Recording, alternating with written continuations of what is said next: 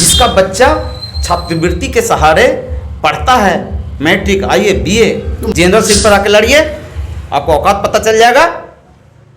हम आरक्षण से ही यहाँ पहुँचे हैं या अपनी रुतबा से पहुँचे हैं। जब आप ईवीएम के पास जाइए तो रोजगार, शिक्षा, बेरोजगारी माथा में सब हटा लीजिए, तब वोट दीजिए। राम जी को आप पैदा किए हैं, राम जी को आप पैदा नहीं किया है। सब समझ रहा है भारत की जनता, भारत की जनता आपकी हर बात को समझ रहा है। ये क्यों नहीं कहते हैं रोजगार के नाम पर आप वोट डालो? अगर रोजगार दिए होते तो 5 किलो चावल आपसे नहीं लेता वो आदमी। मांझी जी तो अपनी जमीर को गिरवी रख दिया है।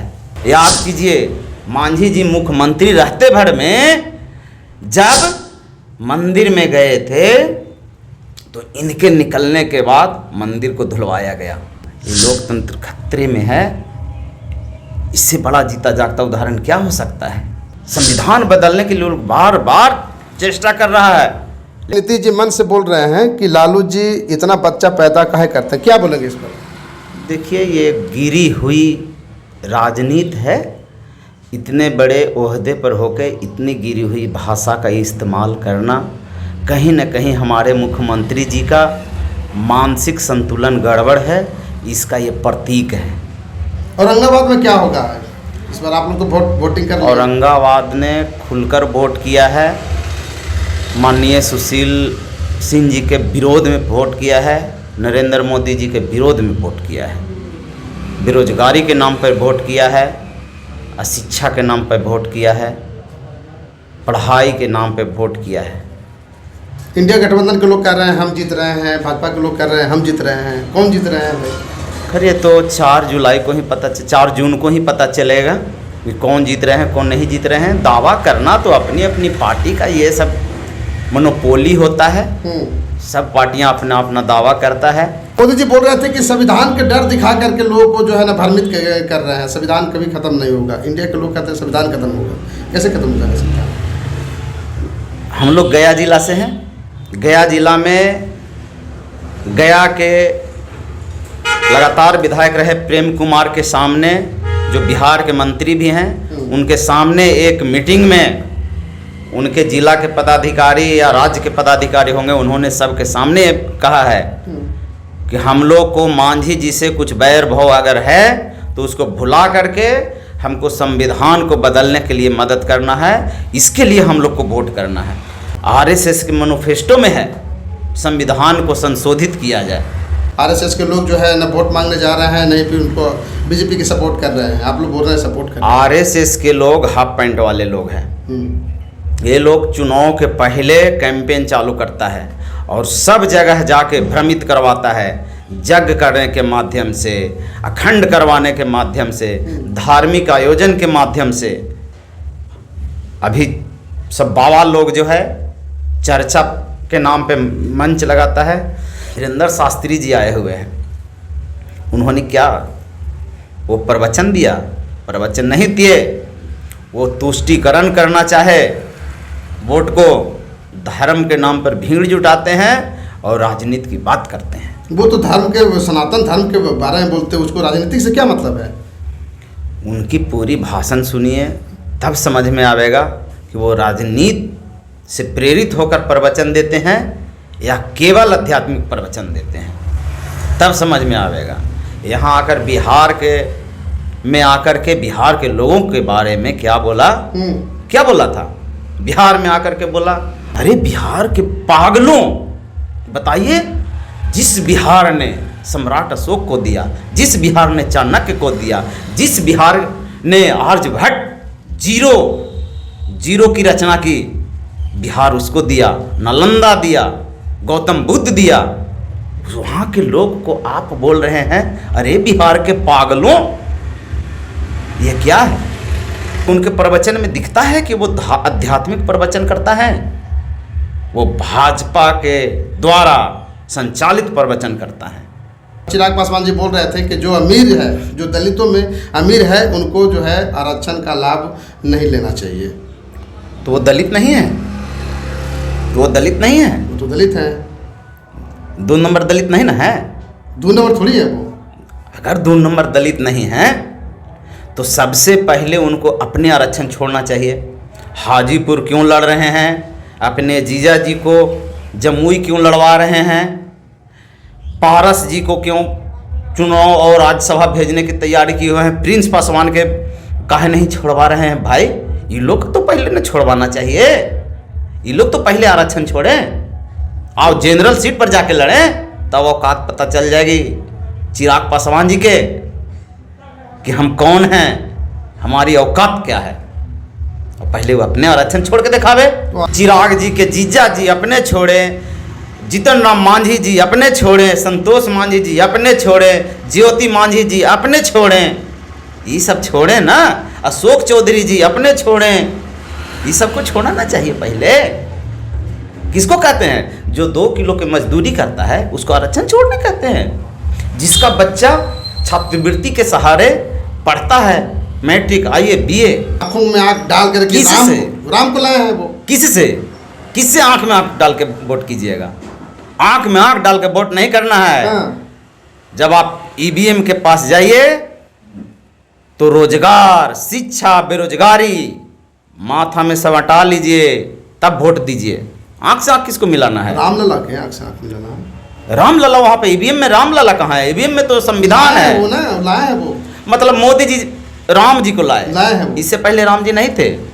जो प्रवचन करता, ऋषि मुनि जो बोलते हैं कि कन कन में राम है, मोदी जी ये कन कन में राम वाले तो आज भी कन कन में राम हैं। आप जो राम को लाए हैं वो भाजपा के राम आप बनाने के लिए चाह रहे हैं, उसके राजनीतिक तुष्टीकरण कह रहे हैं। राम जी को आप पैदा किए हैं, राम जी को आप पैदा नहीं किया है। सब समझ रहा है भारत की जनता। भारत की जनता आपकी हर बात को समझ रहा है। राम को कोई ला सकता है क्या? अगर ला सकता है, मोदी जी आप ला सकते हैं, इसका मतलब राम भगवान नहीं है।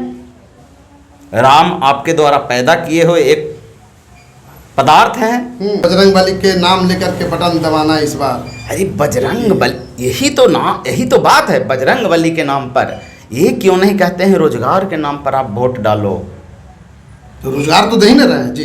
कौन रोजगार दिए? 80 करोड़ लोग को 5-5 किलो अनाज दे रहे हैं वो।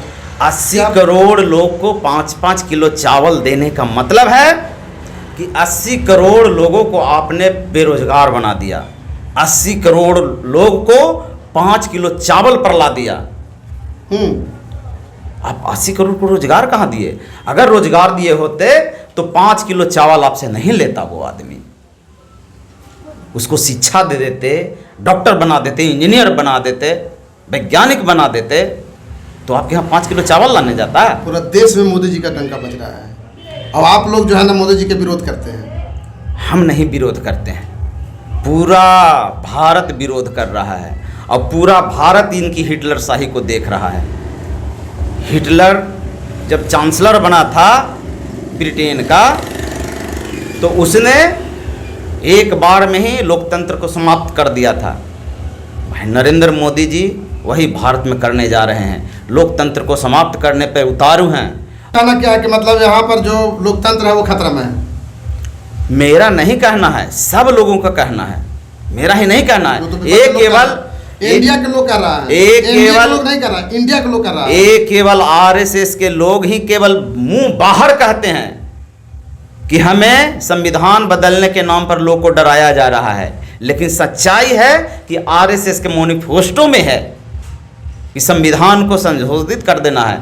संशोधित नहीं करने की बात रहती तो 2 अप्रैल को पूरा भारत के 85% के लोग सड़क पे क्यों उतरे? प्रथम चरण में 4 जगह आपका चुनाव हुआ, कहाँ आप लोग जीत रहे हैं? 4 सीट में 4 सीट हम लोग जीत रहे हैं। ये तो इंडिया के भी लोग दावा कर रहे हैं कि हम 4 सीट जीत रहे हैं। आप भी दावा कर रहे हैं कि हम 4 सीट जीत रहे हैं। वो लोग एनडीए के लोग जो दावा कर रहे हैं उनको ऐसे छाती पे धड़कन पे हाथ रख के पूछिए, तब पता चलेगा कि इनकी धड़कन कितना तेज चल रहा है। तब पता चलेगा कि सच बोल रहा है कि फॉल्स बोल रहा है। और हम लोग आश्वस्त हैं, हम लोग निश्चिंत हैं, हम लोग आराम से हैं, हम लोग चुनाव जीत रहे हैं। और यही नहीं, देखिए इस बार क्या होता है। क्या होगा? जब मोदी में राम के नाम पर पुलवामा हमला करा करके 300 सीट लाए थे ना, अब 400 लाएंगे। अरे 400 लाएंगे। 400 उनका है नारा है पहले। अरे भाई 4000 तो नीतीश जी दे दिए हैं, तो बाकी आओ 2-4 जीरो बढ़ा दे ये लोग, कोई रोक रहा है? 4 लाख हो जाएगा फिर। जाए जीरो बढ़ावे, इन लोग के मीडिया है, इन लोग के सब कुछ है, जितना जीरो बढ़ा दे इसको कोई रोक रहा है? कहाँ से 400 ले लीजिएगा? पुलवामा हमला अपना कराए होते तो सोच लीजिए 300 भी आता आपको। तो हमला करवा करके वो सीट बढ़ा लेते हैं ये। इसमें भी किसी को समझाने की ज़रूरत है? हर एक बच्चा, हर एक नागरिक, हर एक प्रबुद्ध आदमी जान रहा है, समझ गया कि पुलवामा हमला करवा के क्या कर दिए। इसके यहाँ कितना संपत्ति है सब आप जांच करवा दे रहे हैं। आप ही बोला था कि तो बॉर्डर कौन सा गलत कर रहे हैं मोदी जी? जो भ्रष्टाचार होगा वो बिल्कुल जाएगा जेल। वो हर भ्रष्टाचारी को जेल होनी चाहिए। होनी चाहिए। तो नीरव मोदी क्या है, विजय माल्या क्या है, ऐसे ऐसे अनेकों दोस्त इनके हैं, वो सब क्या हैं? बाबा जी हैं जो विदेश भाग गए। वो सब से भी ज़्यादा भ्रष्टाचारी कोई है? भाजपा के जितने भ्रष्टाचारी हैं सब विदेश जाएं, एसी में रहें, 5 स्टार का मजा लें, और जो आदमी निडर होकर राजनीति करता है, निडर होकर आपके विपक्ष में खड़ा होता है, निडर होकर आपकी कमियों को गिनाता है, उस पर छापा मरा देते हैं और भ्रष्टाचार के आरोप में उसको जेल में डाल देते हैं।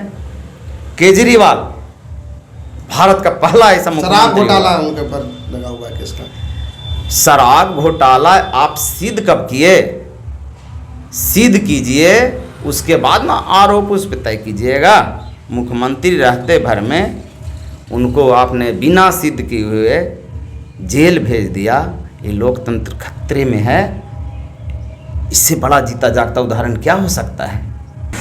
तो प्रतिक्रिया कमेंट बॉक्स में जरूर दीजिएगा। यदि आप फेसबुक पर देख रहे हैं लाइक कीजिए, कमेंट कीजिए, शेयर कीजिए, यूट्यूब पर देख रहे हैं सब्सक्राइब कीजिए। जय हिंद, जय भारत।